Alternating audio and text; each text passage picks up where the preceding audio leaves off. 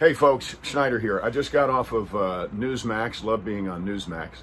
But you know, on shows like that, there's never really time to talk very much. So I'm going to explain a little bit more fully what we're talking about on Newsmax. Of course, we're discussing the shooting of the cinematographer and the director on the movie out in New Mexico. So what I was saying on Newsmax was that there's no way for anyone who knows anything about firearms to accidentally put a live round into a weapon where a blank is supposed to be. And what I said on there, it'd be like trying to be like accidentally putting a ceiling tile or a bathroom tile into a toaster. Yes, it's a square, but it's an entirely different thing. You'd have to know nothing about ceiling tiles. You'd have to know nothing about toasters in order to be able to make that mistake. So the question is, for me, who's been on many sets, number one, who loaded the gun? So that is a very important question. Now, I just heard as we were leaving the show that they had cleared the guns before lunch and then put them down and then had lunch and then come back. Well, that doesn't really fly because even in here, look, in this little thing, here's a gun. Saw that little flame, right? The little flame come out. Well, that was a real gun, but there were no bullets anywhere near it. There were no bullets on the set. There were no bullets in Mindy's pocket. There were no bullets in my pocket. There were no bullets because the number one rule is if you are going to have actual firearms on the set, there are no bullets anywhere. Kind of like, I don't know if this law is still in effect, but if you have a weapon in your car, I believe the bullets are supposed to be locked up, not just in the glove box, but locked up in the glove box so that you can't get to them. That used to be the law, I believe. I'm not sure if it is anymore. But, so who loaded the gun? And if they load, here's the protocol. If they put blanks in a gun before lunch, did a couple of test rounds, and then went to lunch and came back, then that gun should, you start from you start from zero. That gun should have been cleared and gone through once again by the armorer, by the prop man or woman, then by everyone who touches that gun, up to and including the actor. When we did this, okay, that's a little 22 that fires 5 shots. Even though you could look at it and see that that gun was empty, which everyone who touches it is required, not supposed to do, required to do. Everyone who touched that weapon on our set is required. Person who hands it off says, look, there's no bullets in it. Person that takes it says, I see that there are no bullets in it. This is important, this oral communication. I see that there are no bullets in it. Then, if it shoots 5 times, you will dry fire it 5 times to make triple sure that there is nothing in it that could possibly cause an accident. Okay? Every time. Now, in Westerns, many times in Westerns, they will be using antique guns. Right? They'll be using a period gun, not a Dakota. They'll be actually using a real Colt because people are looking at them very close. If I'm pointing a gun like this, it's different. If I'm pointing a gun like that, especially in a period piece, people want to be able to see that that is a real Dragoon or that is a real single action Colt. That is a real period piece. So in that event, they will occasionally put dummy rounds in a gun. Now, I haven't been on this set, and I don't know. I'm just telling you the scenarios as far as from my perspective. They'll put dummy rounds in. Now, a dummy round is a bullet. Most of the guns we're talking is probably a 45. If that was a 45 in that gun, that is a tremendously powerful bullet. So they'll put a dummy round in, which is the casing, and it is the lead. However, there's nothing inside. There's no gunpowder inside. You would shake that. And if you are an armorer and you had dummy rounds, you would never, there is no world in which you would keep your dummy rounds and your live rounds in the same box.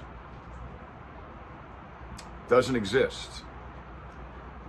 Even if you did, which would be cause for firing you immediately on the spot, you would take that bullet out, shake it to hear if there was any gunpowder in it. Then you would look on the back of a bullet.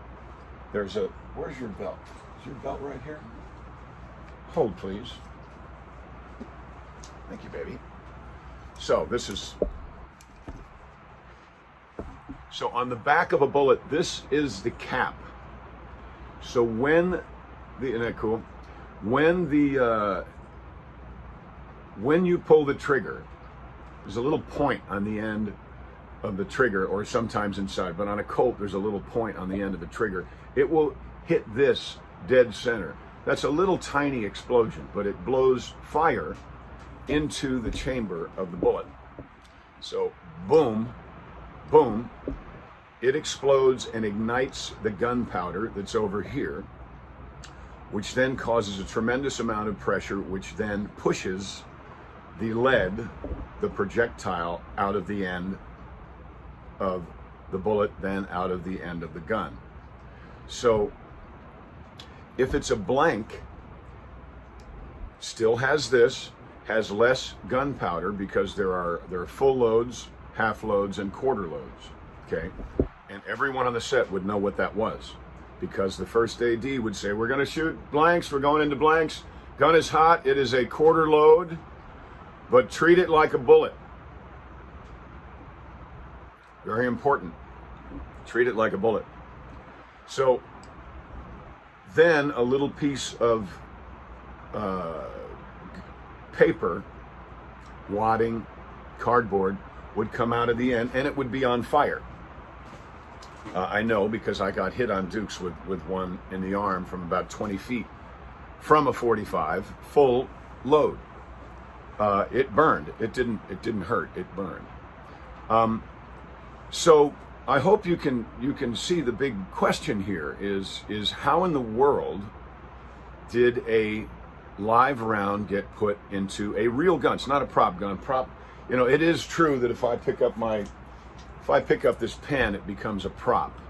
It's my prop, but they only say that because this then becomes the responsibility of the prop department. So if the actor puts it down, the prop department should know where it is. They should go pick it up and be ready to give it back to the actor later, because actors are historically irresponsible with their props.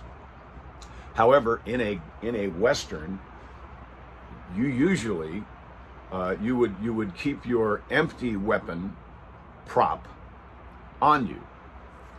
Anytime you get into a situation where a weapon is actually going to be fired, a blank is going to be fired, which brings us to another area here.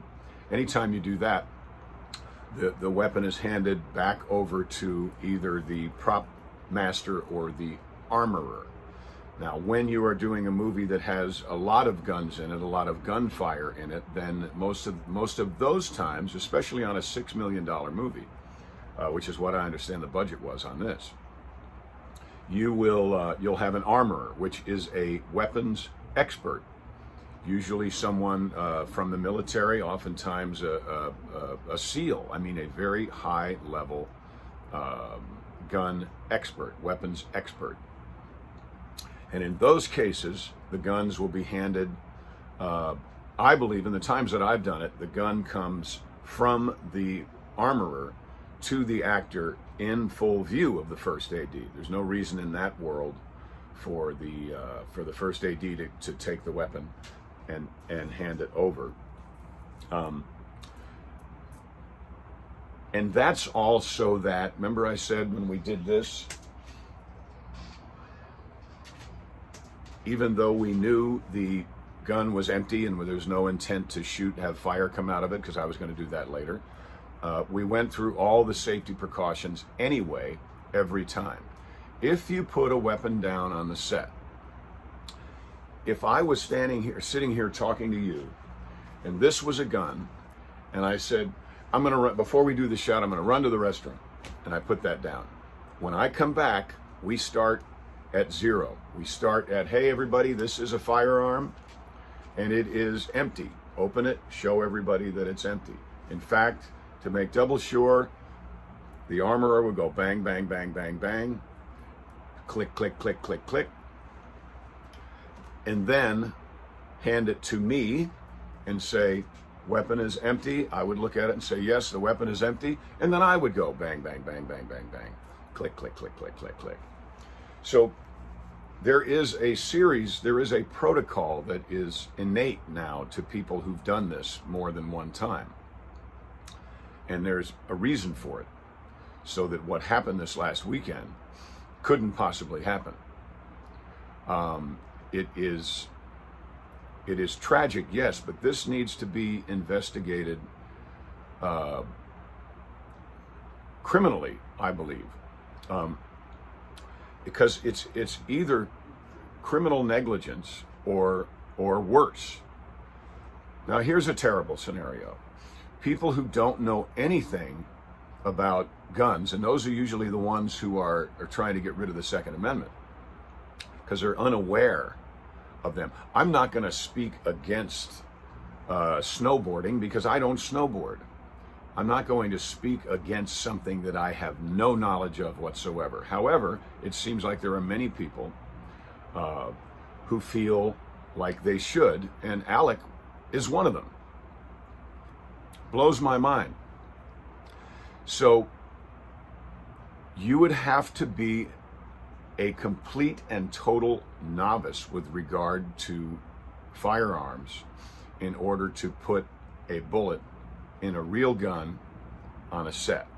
Which then begs the question, if you are a total novice, where did you get a real bullet anyway?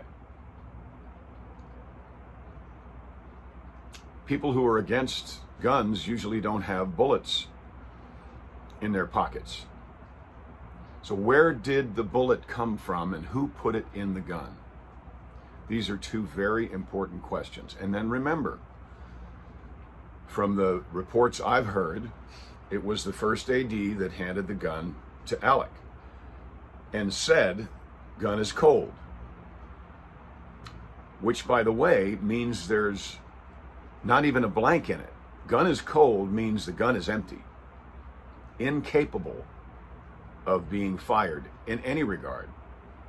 So why didn't, so who loaded the gun and then handed the gun to the first AD and must have said, gun is cold, because unless this was this first AD's first job, which is not, you have to work your way up through the ranks. You don't get to be a first AD because you're somebody's cousin. It doesn't work that way.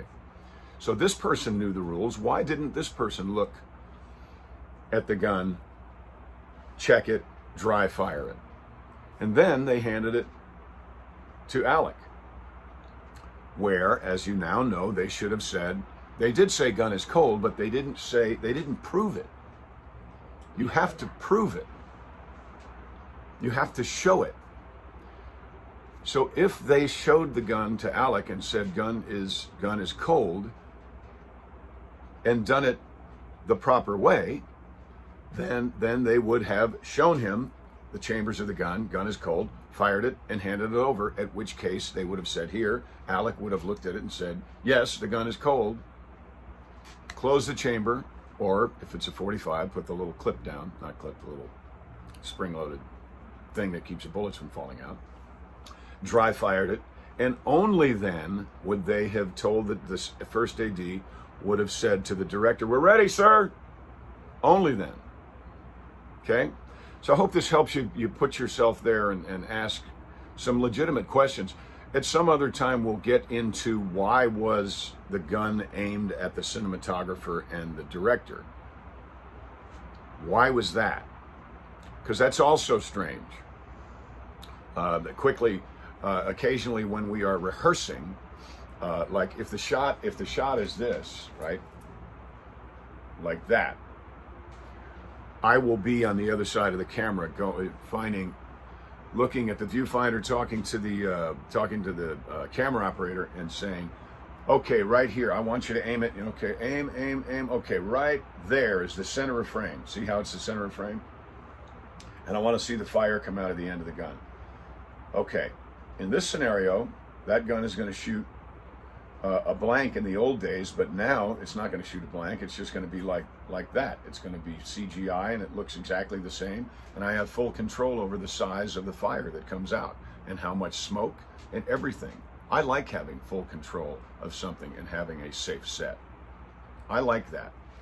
So right there now, I would be over there showing the person where to aim the gun, okay? But then when we actually did it, there'd be what we call a C-stand, which is a big stand with a piece of tape on it. Because you just would not take that risk. You just wouldn't. There's not a world in which I've worked, and I've worked in movies and television for the last 43 years, and 10 years of stage before that. There's not a world where it's okay or even likely, this is what makes no sense to me, that if I'm aiming a gun, you'd be looking down the barrel of that gun off camera.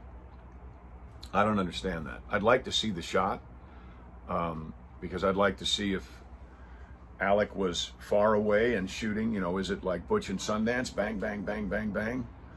Or was it this shot? I'm thinking it was probably this shot, but that's total speculation, because that's the only world in which somebody says, we can see that the gun is not loaded, put dummy bullets in, and then an accident occurs because some moron put live rounds into the same box as the dummy rounds, and then someone who didn't know any better didn't check, and then handed a gun to someone who apparently still didn't know any better because they didn't check to see if it was actually a dummy round.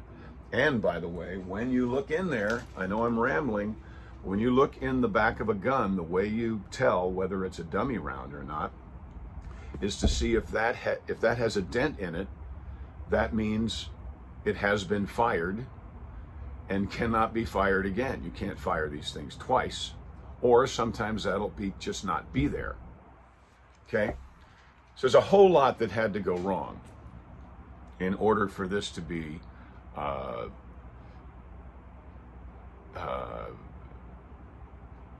a forgivable, which I don't think it is, accident. So many things had to go wrong in succession in several different departments, all of whom should have been extensively trained in gun safety. I am in favor of guns. Obviously, we use them occasionally on the set, but we follow the protocol. And you must, or terrible things can happen. But I ask you again, who loaded the gun? That's my question. This was very long. I apologize for that. You guys and girls take care. I will see you down the road. Bye.